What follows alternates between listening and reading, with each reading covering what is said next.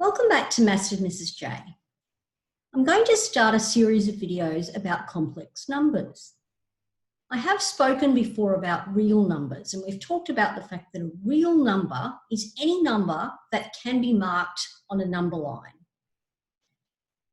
We also understand that in the real number system, we cannot take the square root of a negative number, because in the real number system, if you square a negative number, you get a positive number. If you square a positive number, you also get a positive number. However, complex numbers enable us to consider a whole new realm. We have this imaginary number I, where I is such that I squared does equal -1. So it's not a real number, it's an imaginary number. In other words, I is the square root of -1. We often denote a complex number by the letter Z. I tend to put a cross across my Z so they don't get mixed up with 2's. A complex number is made up of two parts. There's a real part and an imaginary part. All right. Now, there are two main ways of talking about a complex number. We can show it on the complex plane, which is very much like your Cartesian plane, except instead of your X and Y axis, you have your real and imaginary axes. So we can talk about a complex number in Cartesian form, which is with its real part and its imaginary part. We can also talk about it in terms of the angle that you've moved anti-clockwise from the real positive real axis, anti-clockwise, and the distance from the origin. This brings in a little bit of information, a bit like our unit circle stuff, except in this case, we're not talking about a unit circle because R can be bigger than 1. So there are two main ways, Cartesian form and polar form, and we'll be learning how to convert from one to the other and back again.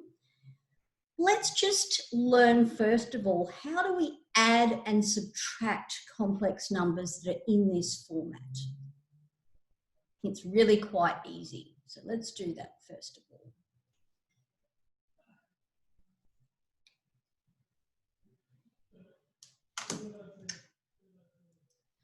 Okay, if we have two complex numbers, call them Z1 and Z2, and Z1 is A plus BI and Z2 is C plus DI.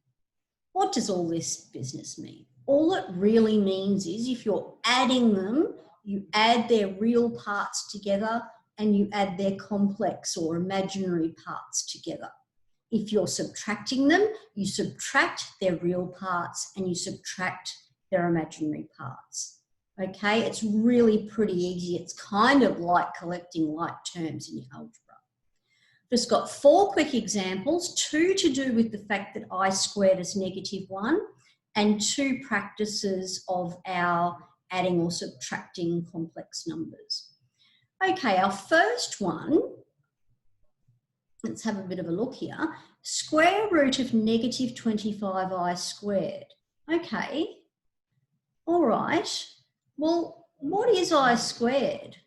I squared is -1, isn't it? So -25 times -1 is 25. So we're actually going to get a real number answer to this.